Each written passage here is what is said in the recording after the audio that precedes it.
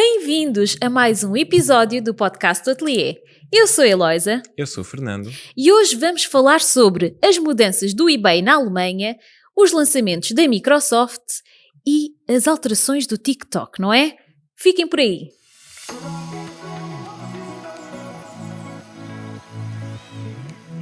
Pois é, Fernando, setembro trouxe muitas novidades e uma delas está relacionada com o TikTok, não é? Conta lá isso. É verdade, parece que o TikTok quer ser o local de preferência para as pessoas navegarem na internet. Tipo um Google? Tipo um Google, Um sim. Chrome? Tipo, yeah. É tipo, basicamente, se tu queres alguma coisa da internet, tu vais ao TikTok em vez de abrires o browser e ires ao Google. É o que eles estão a querer fazer. E como é que eles pretendem fazer isso? Pelo menos estas são as funcionalidades que eles estão a testar por agora. Estão a testar apresentar resultados de pesquisa Uhum. do Google com Ok. links para fora do TikTok. Ou seja, é como se tu fosses ao Google pesquisar, Sim, mas na verdade estás dentro do TikTok TikTok. a pesquisar. ok. Ok? Esta é uma. E a Sim. segunda é que eles também estão a testar apresentar resultados da Wikipédia. Também na pesquisa.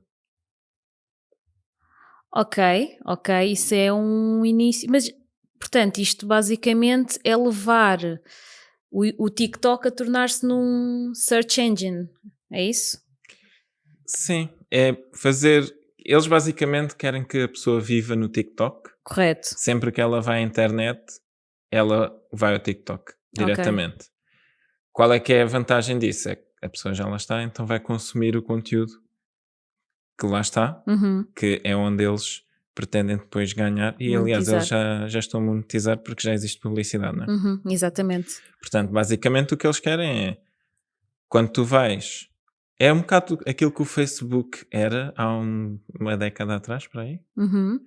que havia muita gente que nem percebia muito bem como é que a internet funcionava, não percebia nada sobre como usar um computador, só sabia abrir o browser e ir ao Facebook. Uhum. E depois vivia dentro do Facebook. O TikTok pretende ser isso agora. Ok. Eu acho que isto vem um bocado no seguimento daquilo que tem sido, por exemplo, o crescimento das vendas nas redes sociais, e o TikTok tem sido uma rede social onde as pessoas fazem as vendas, fazem aquelas lives, e no fundo eles querem continuar a prender ainda mais os utilizadores à plataforma. É assim, é uma estratégia. O YouTube, estamos a falar então de uma substituição do YouTube, é porque há uns tempos atrás o YouTube era uma das plataformas onde as pessoas iam fazer mais pesquisas. Pode ser isso que eles querem, mas o YouTube, quando tu pesquisas, ou seja, quando tu pesquisas no YouTube, aquilo que tu vais ter nos resultados são os vídeos do YouTube. Pois, E podes ter publicidade também através da parte do Google Ads, mas não acredito que tenhas links externos fora as publicidades. uhum, E o TikTok está mesmo tipo, olha, venham aqui pesquisar coisas. E depois, basicamente, não acredito também que eles vão mostrar só os resultados da Google. uhum. Eles vão mostrar os resultados da Google, juntamente com resultados da Wikipédia, juntamente com os vídeos. Com os deles, exatamente. E é um bocado misturar ali tudo. Como é que eles depois vão dar preferência ao conteúdo? Resta saber. Pagas. Provavelmente as marcas que têm um conteúdo relacionado com a pesquisa vão aparecer primeiro, um bocado como a Google já faz, não é? Uhum. E depois essas certamente vão ter muito mais visibilidade do que as outras marcas. Pois. Eu estou curiosa para perceber como é que vai ser a experiência do utilizador nessa plataforma. Eu por acaso não estou a ver como é que eles vão incluir isso. Eu acho que provavelmente os resultados não vão aparecer como aparecem no Google. Uhum. Porque através de um padrão que existe na internet, que é o Open Graph, nós conseguimos dizer qual é que é o texto, qual é que é a descrição, qual é que é a imagem que deve aparecer numa determinada página. É assim que o Facebook lê e aparecem aqueles cartões bonitinhos, é assim que o Twitter, que o X, whatever, faz também. E basicamente eles podem usar isso para apresentar uma imagem juntamente com o texto, enquanto que na maior parte dos casos a Google mostra apenas o texto. Portanto, eu acho que pode ser diferente nesse caso. Eles podem também fazer com que exista uma web view dentro da própria aplicação em que tu não estás a sair do TikTok, tecnicamente tu ainda estás dentro da app TikTok, estás num site externo. Ok. Eu acho que isso ainda vai disromper um bocado a experiência, mas vamos ver, ele já tem data prevista para o lançamento dessa... Eu acho que não.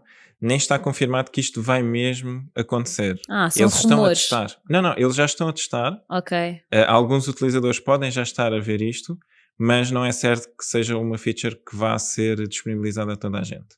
Nem esta, nem aquela da Wikipedia. Eles estão a explorar. Eu acho que fazem bem, porque se o utilizador conseguir chegar e ter tudo num só sítio, acaba por facilitar. E isso também reforça um bocado a importância das marcas já estarem no TikTok, começarem a usar essa plataforma para comunicar, porque o TikTok não são só dancinhas. Há marcas que têm feito coisas muito interessantes no TikTok e, de facto, é uma oportunidade que não podemos deixar passar, porque a partir do momento em que começam a existir esse tipo de ferramentas, depois as marcas começam a entrar, aquilo fica tudo mais difícil. Se a pessoa entrar mais cedo, consegue começar a criar já a sua base de seguidores e de fãs da marca com mais cedo, que depois também vão ajudar no crescimento quando essas ferramentas surgirem. Mas exatamente. Isso é muito interessante, é muito interessante. E por falar em coisas interessantes, houve mudanças. É como eu estava a dizer, setembro trouxe muitas novidades. E o eBay, na Alemanha, teve algumas alterações. Vou falar sobre duas delas. A primeira é: eBay na Alemanha descontinua a opção de pagamento em dinheiro no levantamento das encomendas. Basicamente, os comerciantes no eBay da Alemanha não podem mais aceitar pagamentos em dinheiro dos clientes quando os clientes vão fazer o levantamento dos seus pedidos. O Click and Collect ainda está disponível, mas os pagamentos devem ser feitos através do processo de pagamento padrão existente.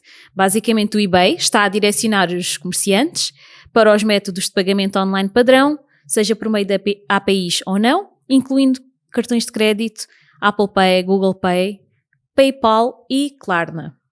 Ok. Portanto, os comerciantes já não podem receber o pagamento em dinheiro. Quando o cliente vai fazer o levantamento, têm de receber o pagamento na plataforma. O que é que tens a dizer sobre isso? Eu percebo o porquê, mas... Basicamente, uma das coisas que eles querem é garantir que eles sabem exatamente quanto dinheiro é que eles estão a dar aos comerciantes. E receber o seu FII, não é? E garantir que recebem o FII também. É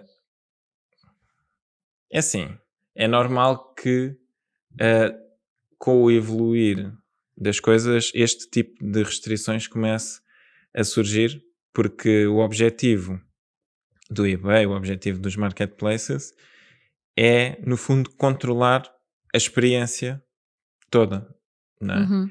E eles assim estão a controlar. Eu também não sei, por acaso eu tinha a ideia que esta notícia estava relacionada com os envios à cobrança, mas pelo que eu percebi nem sequer tem a ver com envios à cobrança. Nope. É quando a pessoa vai levantar no sítio e não poder pagar em dinheiro. E pode pagar no local com outras coisas ou tem que pagar sempre no eBay? Eu creio que tem que pagar mesmo sempre na plataforma, ou seja, o eBay tem que saber quanto dinheiro é que entrou, quanto é que a pessoa pagou. Será que havia muito abandono? Ou seja, as pessoas, como não têm o compromisso de já ter dado o dinheiro, elas fazem a encomenda e depois não vão levantar. Ou então fazem a encomenda, chegam lá para pagar, fica como abandonado, o comerciante recebe na mesma o dinheiro e vende na mesma pelos seus meios offline, não é? Porque, e depois todo este dinheiro passa um bocado à volta da plataforma do eBay, que é naturalmente uma coisa que não ajuda no crescimento do negócio deles, não é? Portanto, o eBay ganha com as FIIs e se o dinheiro passa à volta, eles não conseguem ter esse controle e provavelmente sentiram que estavam a ter muitas quebras, não é? Nos FIIs que recebiam e realmente identificaram muitos abandonos de encomendas que eram para ser levantadas em loja. Pronto, é um desafio. Quando se cria um marketplace há sempre esse desafio. Claro, temos situações em que se, por exemplo, a loja online estiver ligada com as coisas offline, se for, por exemplo, o mesmo software de faturação, a gente sabe em princípio que foi feito o pagamento daquela fatura que foi emitida. Mas mesmo assim há formas de dar a volta e Sim. se o teu negócio é receber o FII, se calhar não queres que as pessoas deem a volta. Sim, o que acontece com essa situação que estavas a dizer é que o eBay não consegue propriamente ter acesso aos dados do programa de faturação, não é? Claro, yeah. Portanto, logo aí eles acabam por perder um bocado de acesso a essa informação. Eu acho que sim, pode ter a ver com isso, pode ter a ver com a questão dos abandonos, porque no fundo o abandono faz com que o estoque fique bloqueado e aquele produto não possa ser vendido a outra pessoa, e se depois a pessoa não vai levantar, pode-se ter perdido efetivamente vendas aí, não é? Uhum. Portanto, não sei. Mas assim, aquilo que tu estás a pensar é, para o comerciante acaba por ser melhor Sim. não haver esse coisa. Eu acho que é muito mais do lado da plataforma ter controle sobre todas as transações e realmente ter um track de tudo aquilo que passa entre o comerciante e o cliente. Provavelmente, sim. Eu acho que é muito mais por aí. Até porque há outra coisa, que agora entra a segunda mudança do eBay na Alemanha, eles estão a experimentar aqui umas coisas muito interessantes. Uhum. Portanto, o eBay está a introduzir uma nova experiência de compra e venda chamada eBay Local na Alemanha, que visa conectar comerciantes e compradores locais online. A plataforma aprimorou a visibilidade dos itens disponíveis localmente e introduziu mudanças para facilitar a venda e compra locais. Portanto, eu até quando vi esta notícia achei muito interessante, que eu lembrei-me dos negócios locais, aquela plataforma que nós lançámos na altura da Covid, em que as pessoas conseguiam introduzir o código postal e ver à sua volta que negócios é que estavam abertos, quem é que estava a receber encomendas pela Uber Eats e etc. Qual é que era o website, quais é que eram essas informações, e achei muito interessante eles estarem a fazer isso. Portanto, as pessoas conseguem fazer a pesquisa no eBay e ver quais é que são os produtos que estão disponíveis na sua proximidade. Portanto, se o eBay está a oferecer esta funcionalidade, faz todo o sentido que ele queira ter, portanto, a mais-valia desta funcionalidade de estar ativa. Ou seja, ok, estou-te a ajudar a aparecer a quem estás, às pessoas do teu local, né, da tua zona, mas eu quero receber a minha fee das vendas que tu faças através desta minha funcionalidade. Claro. Porque, pronto, é como é um negócio. E isto também vem um bocado dar resposta à tendência das vendas nos social media, porque muita gente está a comprar através daquelas lives e tudo mais, e se for uma empresa local, mais rapidamente elas fazem essa compra porque é mais próxima da habitação delas. E acho que também há um bocado aquela coisa de é rápido, ou seja, não tem aquele tempo todo, aqueles 5 dias úteis ou o que seja para esperar para receber aquilo que eu comprei. Portanto, acho que é uma boa jogada do eBay. Vamos ver como é que os comerciantes reagem a isso. Acho que é justo que, se eles estão a ter mais visibilidade, também o eBay deve receber a sua comissão. Mas não sei, o que é que tens a dizer sobre isto? Eu acho que acaba por ser interessante assistir o caminho que o e-commerce tem feito, não é? Porque no início as pessoas queriam ter uma loja online, porquê? Porque conseguiam servir um público que estava mais distante, não é? Sim. Porque eu conseguia estar em qualquer ponto de Portugal e comprar uma coisa em qualquer outro ponto de Portugal, principalmente se for em Portugal continental, e receber se calhar no dia a seguir ou 2 dias depois.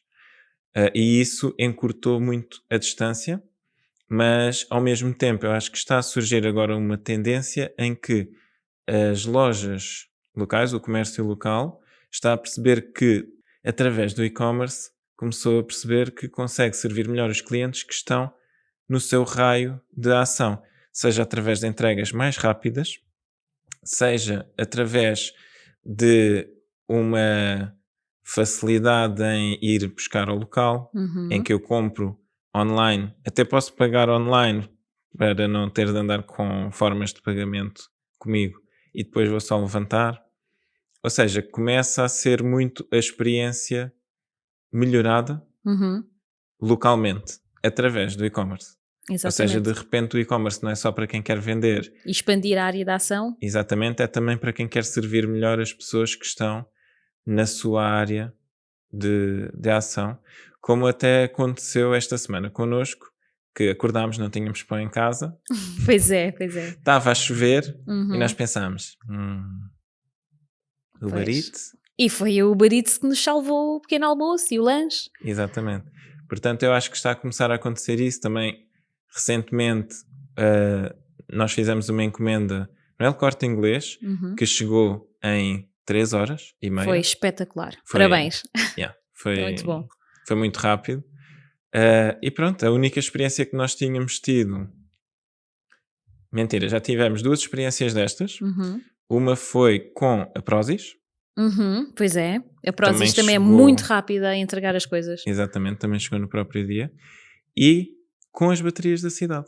Pois é, pois é. Em que nós fizemos a encomenda e eles vieram logo entregar aquilo que próprio precisávamos, que por acaso estávamos mesmo aflitos a precisar de umas escovas do carro e eles vieram entregar no próprio dia, também foi muito, muito positivo. Portanto, isto aqui é uma ferramenta para providenciar esse tipo de experiência. A experiência de comprares e poucas horas depois teres na tua casa ou no teu escritório aquilo que tu precisas. Portanto, acho que o eBay local vai ser, é o início dessa grande revolução e estou bastante ansiosa para que isso chegue aqui a Portugal e outras pessoas, outros negócios consigam ter acesso a isso, e é uma coisa que nós temos de ver como é que conseguimos alavancar com a nossa Good Store, se bem que a nossa Good Store não é um marketplace, é uma loja online, não sabemos se poderemos ou não vir a criar um marketplace, who knows, talvez sim, talvez não. Exato. Mas O futuro dirá. é realmente uma coisa muito interessante, ou talvez integrar com aquela plataforma que a gente já tinha criado em 2020 dos negócios locais, não sei, só quando lá chegarmos é que vamos ver. Exatamente. Mas pronto, e estas foram as alterações do eBay, e agora acho que também trazes aqui mais uns lançamentos. Na semana passada falámos sobre os lançamentos da Apple, esta semana... Exatamente. E ainda sobre os lançamentos da Apple, eles estão a acontecer hoje, no dia que estamos a gravar, não é? Uhum. Dia 22 de setembro. E ontem, dia 21 de setembro de 2023, a Microsoft decidiu lançar uma série de novidades.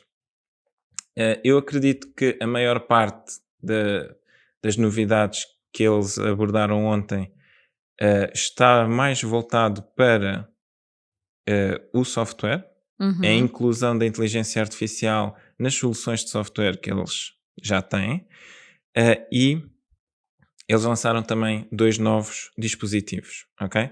Portanto, se calhar vamos começar aqui com a parte do Copilot, em que Uhum. basicamente eles vão oficialmente lançar o Copilot no Windows 11. Se calhar antes de entrares a fundo, o que é isso do Copilot? Porque Ok. talvez a nossa audiência não saiba. Ok, o Copilot, já existe o GitHub Copilot, e o GitHub agora também é da Microsoft, que é basicamente um assistente pessoal que ajuda as pessoas a escrever código. Ok. Ok. É tipo um chat GPT, mas para o código. Exatamente. E Ok. o Copilot normal do Windows 11 será a mesma coisa, é um assistente pessoal que Uhum. ajuda as pessoas a fazer coisas, no geral, no computador. Hum. Um exemplo que eu vi que achei interessante, e sei que nem toda a gente vai gostar disto, porque há pessoas que gostam de planear as férias e onde é que vou e onde é que não vou, mas era, por exemplo, eu poder dizer, no caso mesmo escrever, envia à minha esposa uma lista de 10 restaurantes no local X. E ele vai, procura 10 restaurantes no local X e envia. Isso é muito fixe. Ou seja, ele tem acesso à internet Uhum. e tem acesso a poder enviar mensagens com o teu nome. E ele não chega e envia só a lista, Uhum. ele contextualiza. Ele diz, olá, nome da pessoa, aqui estão os 10 restaurantes. Pronto. Ou seja, é conversacional Uhum. Como chat e no GPT. fundo ele está a falar por ti. Não é? Está a escrever por ti. E depois tu podes dizer que sim, que podes enviar a mensagem assim ou então que não. Ou seja, ele não vai enviar automaticamente, Pois. pelo menos pela demonstração que eu vi, eles não vão enviar diretamente a mensagem, há sempre um passo de validação, mas ainda assim lembrar que quando recebermos mensagens não sabemos se estamos a falar mesmo com a pessoa ou não. Pois, isso vai acontecer mais cedo do que aquilo que a gente pensa. Uhum. Eu tenho uma questão: será que ele vai conseguir replicar a forma de escrever da pessoa? Porque isso, Eu acho isso é que muito sim. mais personalizado, não é? É uma coisa muito mais credível do que responder como a Siri responde, que é de uma forma pouco pessoal. Eu acho que vai, e a questão é, a nossa forma de escrever também vai evoluindo com o tempo e ele vai, no fundo, tendo história, vai tendo o histórico da forma como tu escreves, porque tu também escreves para ele, né? Uhum, uhum. E vai depois, provavelmente, adaptando a sua forma de escrever ao longo do tempo, da mesma forma como a nossa forma de escrever vai se adaptando. Portanto, esta é muito interessante. Uhum. Outra coisa que eles abordaram foi que o Microsoft Edge com o Bing Chat uh, tem ajudado as pessoas a poupar nas compras Ah, online. Uhum. ok. Nos Era últimos aquela situação dos dos cupons. cupons automáticos, E sim. não só, eles dizem também que conseguem garantir que o preço que aparece é o preço mais baixo. Ou seja, já tem tipo quanto É custa tipo um integrado. quanto custa integrado. E eles dizem que nos últimos 12 meses foram oferecidos mais de 4 mil milhões de dólares em poupanças no Microsoft Edge. Uou! Espetáculo, então quer dizer que vale mais fazer compras no Edge. O que é que pode acontecer para as pessoas que têm lojas online? Hoje em dia as pessoas gastam dinheiro no Google Ads. Uhum, É possível que comece a compensar dividir o gasto entre Google Ads e as ads do Bing. uhum. Porque provavelmente eles dão preferência também a quem está a gastar lá. E provavelmente também neste momento não é tão caro fazer publicidade no Bing porque há menos gente a fazer publicidade no Bing.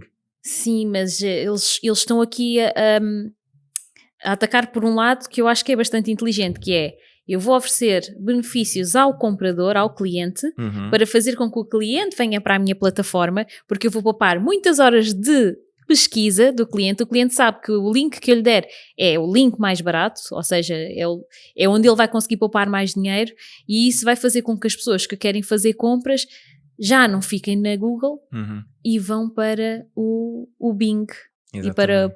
para o Edge. Portanto, o TikTok vai-se fazer, já se quer transformar num search engine. O Edge está a ter todas estas alterações. Estou muito curiosa para ver o que é que vem aí nos próximos, sei lá, 5 anos, se tanto. É verdade. Está a haver muita mudança. Às vezes parece que nós acordamos um dia depois da pandemia e entramos num filme de ficção científica. Não entramos, eu acho que esta é a sequela. A pandemia foi o início da ficção científica, foi a parte 1 e agora é a parte 2. Pelo menos a mim parece-me que é um bocado por aí. Eu acho que sim, mas também imagino que para as pessoas mais antigas, quando os smartphones começaram a aparecer e dava para fazer tudo e mais não sei o quê no smartphone, as pessoas começaram a ficar também, uau, isto parece um filme de ficção científica, agora tenho um computador no bolso. Sim, E sim. depois tenho um computador no pulso. E Uhum, já há chips, não é? Nós conhecemos o David Orban no uhum. Planeteers o ano passado Que e ele ele tinha um tinha um chip chip na mão. na mão. Uou! Portanto, efetivamente, parece mesmo que já estamos há algum tempo a entrar num filme de ficção científica. Não estamos a entrar todos ao mesmo tempo no filme, estamos a entrar em partes diferentes, mas a pouco e pouco a humanidade está a entrar dentro do filme, não é? Sim, acho que cada vez mais aquela linha que separa a humanidade de tecnologia fica cada vez mais tenue, não é? Sim, eu acho que eh, os Large Language Models que vieram permitir a criação de inteligências artificiais conversacionais vieram trazer aqui uma coisa que é tirar a barreira, Uhum, em que eu agora consigo dizer, por exemplo, esta semana também mostrei-te algo que a Versal está a fazer, uhum. que é o V0, em que eu posso dizer cria a interface de um tweet e depois eu vou dizendo, agora eu gostava que tivesse mais espaço, agora eu gostava que os botões fossem mais coloridos, agora eu gostava que os ícones fossem diferentes. E eu consigo ir dando estes inputs sem perceber nada Uhum. de design e no final eu vou ter uma coisa que é mais ou menos aquilo que eu imaginei. Ou seja, eu estou efetivamente a tirar a barreira de eu ter de aprender a mexer para poder criar aquilo. E com o Copilot no Microsoft 365, eu acho que vamos começar a ter muitos especialistas em Excel. Já existem alguns. Sim, mas agora tu consegues pedir ao Copilot para meter a fórmula certa que faz aquilo que tu queres na célula. Sem Ou teres de seja, pensar como é que é. Ok. exatamente. Muito do poder do Excel vem do quê? Vem do uso das fórmulas. Uhum. Mas muita gente não sabe usar as fórmulas no Excel. Uhum. Mas o Copilot vai ajudar as pessoas a meter as fórmulas no Excel. Elas só têm que dizer na língua delas o que é que elas querem. Ok. Eu acho que isso é vai ser uma ferramenta ótima, mas no final do dia continuamos a precisar de saber o que é que nós queremos Exatamente. e saber expor aquilo que nós queremos. Portanto, acho que os professores de português vão ter muito trabalho porque vão ter que ensinar as pessoas a expor aquilo que querem, porque é Uhum. muito. É o escrever, é o saber escrever, e isso é uma coisa que se treina e vai-se treinando até ao final da vida. Uhum. Mas diz. Inclusive, nós já falámos com professores de português que diziam que muitas das alterações que estavam a ser feitas à língua, com os acordos, tinha a ver com o facto de deixar a língua mais uniformizada Uhum. e mais fácil de ser interpretada Pela pelas máquina, máquinas. é verdade. É verdade. Portanto, agora é consequência, não é? Exatamente. Vamos ver o que é que isto traz. E mais novidades, tens mais alguma? Sim, as outras novidades são de hardware. Portanto, havia Uhum. mais coisas no software, mas agora vamos passar aqui para o hardware. A Microsoft anunciou a atualização de 2 dos seus computadores portáteis, o Surface Laptop Go, com a Uhum. versão 3, e o Surface Laptop Studio, com a versão 2, em que na apresentação eles fizeram uma coisa muito interessante, que foi meter um Mac topo de gama e, no caso, o MacBook topo de gama e este novo Surface Laptop Studio 2 lado a lado a fazer a mesma coisa no mesmo software. Deixa-me adivinhar quem é que ganhou. Foi o da Microsoft. Claro, se eles não soubessem que iam ganhar, eles não tinham feito essa demonstração. Não é? Mas a distância foi assim tão grande? Basicamente, o software usado foi o Blender Uhum. e era um projeto open source também do Blender que é usado para testar e para comparar o desempenho entre diferentes computadores. E basicamente, se eu não me engano, o Surface Laptop Studio 2 Uhum. era um bocado grande, acho que eles iam encurtar. Demorou cerca de 37 segundos e o MacBook com o M2 Max com 32 GB de RAM e acho que era 38 cores de GPU demorou 1 minuto e 12. Então, tipo, dobrou. Mais ou menos o dobro do tempo. O que é interessante, mas a não ser que a pessoa passe o dia todo no Blender, pode não ser representativo dos casos de uso reais. Eu sei que, por exemplo, para programação, Uhum. o Windows é um bocadinho um pesadelo, principalmente para programação web. Pois, que é aquilo Ok? que a gente faz. Que é aquilo que nós fazemos. Existem formas de correr as coisas em Windows, mas preferencialmente eu, quando estou a usar o Windows para fazer desenvolvimento web, eu uso o WSL, Uhum. ou Windows Subsystem for Linux, que é basicamente uma máquina virtual que está bastante bem integrada já no Uhum. Windows, mas em que eu estou a correr aquilo dentro do Linux. Existe uma quebra de desempenho ligeira, mas mesmo assim é melhor do que correr as coisas diretamente no Windows, porque o sistema de fecheiros não é muito bom para lidar com com muitos fecheiros pequenos, que é o que acontece nos projetos web. Uhum. E inclusive eu lembro-me que havia um projeto em que nós tínhamos na altura 3 computadores em que fizemos o teste. 2 eram mais leves, um era o Mac e o outro era o Windows. No Mac, o projeto demorava cerca de 50 segundos a compilar, no Windows demorava 4 minutos. E eram, em termos de especificações, muito semelhantes. E também testámos noutro computador que era mais potente e demorava cerca de 1 minuto e 40 no Windows. Uhum. Diretamente, na altura o WSL não existia ainda. Portanto, existe depois estas nuances que tem de se ver, que acaba por não ser só o ok, é mais rápido e é mais rápido em tudo, Pois. é mais rápido em quê? Em que tarefa específica? E é isto que normalmente é preciso analisar quando estamos a considerar um dispositivo. Sim, independentemente de ser Windows ou Sim, com os Macs é a mesma Mac, coisa. é importante. E E mais? pronto, da parte da Microsoft chego ao fim aqui daquilo que eu queria destacar. Muito bem, muito bem. Pois realmente, nós quando estamos a fazer compras principalmente quando queremos usar as ferramentas para o nosso trabalho, em que o tempo é mesmo muito importante, temos de analisar todas as especificações e ver se aquilo realmente casa com a nossa necessidade. E nesse sentido também trouxe uma pergunta do público Ok. que diz assim: que tipo de ferramentas as marcas que vendem ou querem vender online devem procurar numa plataforma de e-commerce? Portanto, estamos a falar de ferramenta para negócio, porque talvez os nossos ouvintes só tenham a experiência de estar a fazer uma compra numa loja online, mas por detrás daquele front office existe um back office onde acontece toda a magia, a parte do processamento das encomendas, da gestão dos clientes. E aqui a pergunta é: que ferramentas é que as marcas devem procurar? Ok. Eu acho que nós conseguimos dividir aqui em pelo menos 2 grupos. Uhum. Existem ferramentas que ajudam a aumentar a exposição, seja ferramentas que vão ajudar a criar publicidades, que vão ajudar a fazer newsletters personalizadas de acordo com aquilo que o utilizador, que o cliente já tinha visto e já tinha comprado antes. Seja integrações com marketplaces, seja integração com o Google Shopping, por exemplo. Ou seja, existe todo este leque, não é? Que vai ajudar as pessoas a descobrir.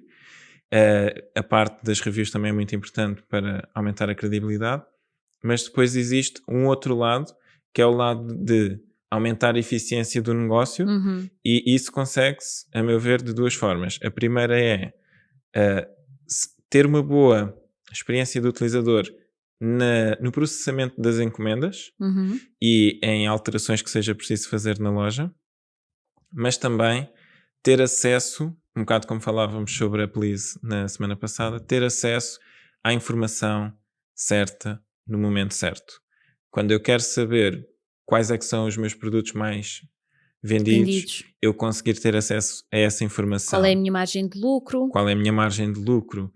Eu acho que existe neste momento um bocado uma falta, não digo que nenhuma solução o faça, mas parece-me que as soluções de e-commerce estão muito focadas na primeira parte, Que é a parte de vender, e pouco na segunda, que é a parte de, ok, perceber o negócio, perceber onde é que eu tenho oportunidades de melhoria, a parte das estatísticas, a parte de fazer análises financeiras das compras, porque às vezes as pessoas estão a vender online e, como não querem ultrapassar o preço da concorrência, acabam por ter vendas em que perdem dinheiro. Sim, o que elas muitas vezes não pensam é que a concorrência às vezes está mesmo propositadamente a perder dinheiro online porque sabe que isso vai depois trazer reconhecimento e o dinheiro que eles perdem, por assim dizer, no online, conseguem ganhar de outras formas, seja no offline, seja como for. Ou seja, a concorrência pelo preço é uma concorrência um bocado complicada de se fazer, porque nós não sabemos as contas dos outros negócios. Talvez eles tenham uma margem maior nos produtos que até saem bastante, mas que não aparecem tanto e então conseguem perder, entre aspas, nos outros. Portanto, as ferramentas de e-commerce que permitirem fazer a análise, pelo menos do seu próprio negócio, vão ajudar a perceber se esta estratégia de descer aqui e aumentar ali funciona ou não funciona no final do dia. Exatamente. Eu lembro-me que acho que foi um vídeo do Alex Hormozzi em que ele estava a dizer que não convém nós fazermos os nossos preços pelos preços da nossa concorrência, porque aquilo que a maior parte das pessoas que têm empresas faz é isso. Define o preço pelo preço da concorrência. Qual é o problema disso? É que a maior parte dos negócios estão a perder dinheiro. Pois. Ou o dinheiro que ganham não é muito mais do que aquele que gastam, ou seja, estão ali Break-even, não no é? break-even, e depois quando vem uma pandemia não têm como se sustentar. Portanto, basicamente o que ele defende é: tem que se olhar para o negócio, tem de se perceber de que forma é que tu consegues acrescentar valor que seja tão desproporcional que mesmo que tu subas o teu valor ainda vai parecer um bom negócio. Ou não é que vai parecer, é Ainda vai vai ser ser. um bom negócio para o cliente, porque ele está a receber muito mais do que aquilo que está a pagar. No fundo disseste parecer porque para o cliente poder avançar aquilo tem que lhe parecer que é um melhor negócio, claro. Exatamente. É por isso que Depois existe também tem de ser. E também tem de ser. E por isso é que existe o marketing, que é para nós aparecermos às pessoas e para parecer que temos o melhor negócio para elas e a partir do momento em que a gente consegue chegar a uma lead, vamos acrescentando valor e aí passamos a ser realmente o melhor negócio para elas, para a vida delas, para resolver os problemas que elas têm. Exatamente. Sim, e de facto creio que aqui a resposta é: encontra uma plataforma de e-commerce que te ajude a tomar melhores decisões de negócio. E pronto, acho que é um bocado por aí, fim, não é? E depois pronto, temos toda a outra parte da comunicação, do marketing e tudo mais, que é uma das coisas que a gente depois eventualmente pode vir ou não a explorar na nossa plataforma, mas para já a parte financeira é um bom pontapé de saída para sabermos se estamos ou não a ter um bom retorno do esforço que estamos a imprimir nas nossas vendas online. Exatamente. E pronto, olha, chegamos assim ao fim de mais um episódio. Esta semana foi realmente recheada de novidades das plataformas. O TikTok quer ser um search engine, o Edge quer realmente destronar o Chrome e começar a chamar para lá todas as pessoas que querem fazer compras online. Portanto, estou muito, muito curiosa para ver o que é que o futuro nos reserva e o que é que reserva também aos nossos clientes da área do e-commerce. E pronto, não sei se queres acrescentar aqui alguma coisa. Não, esta semana realmente foi bastante recheada. Temos o e-commerce a agora olhar novamente para o local, em vez de ser procurar a expansão, é procurar servir melhor quem está perto, e temos o TikTok a querer ser tudo para todos, não é? E temos a Microsoft a tentar tirar as barreiras na utilização do software deles. E há mais uma coisa que eu esqueci-me. Então? Um dos dispositivos, tenho a ideia que era o Surface Laptop Studio 2, com o Windows 11 vai ter uma opção no trackpad que vai permitir pessoas que não tenham mãos, mas que tenham o braço, de conseguir usar o trackpad. Isso é muito bom. Ou seja, é melhorar a acessibilidade, inclusive. Exatamente, para pessoas que têm algum tipo de deficiência. E acho que temos de começar a olhar, aliás, acho que já devíamos desde o início ter pensado nisto, mas também compreendo que no fundo isto é tudo evolutivo, não é? Exatamente, a gente mete uma coisa no mercado, vê se funciona e depois, se funcionar, a gente vai melhorando. Mas é importante incluirmos as pessoas, mesmo aquelas que têm dificuldades em utilizar os computadores porque não têm algum membro ou porque têm dificuldades de visão também. Existem pessoas também que têm dores da utilização, devido à utilização prolongada do computador, e agora estão a surgir muitas marcas também voltadas para o hardware ou os periféricos ergonómicos. Portanto, é um movimento que também está agora a ganhar mais peso. Portanto, acho que é isso. Temos de olhar para toda a gente e dar. E ser realmente inclusivos. Exatamente. Sim, porque a internet é para todos, não é? Então, quanto mais a gente facilitar esse acesso, mais realmente a internet vai ser para todos. Exato. Mas pronto, isso talvez seja um bom assunto para um próximo episódio. O que é que tu achas? Pode ser. Pode ser, não é? E a todos os que nos estão aqui a ouvir, estão ligados, conectados no Spotify e nas outras plataformas de streaming de áudio, muito obrigada por estarem desse lado. À malta que está aqui no YouTube, muito obrigada por estarem aí. Olá. E pronto, terminamos assim mais um episódio do podcast do Ateliê. Vemo-nos na próxima semana e até lá, boas vendas! E portem-se bem.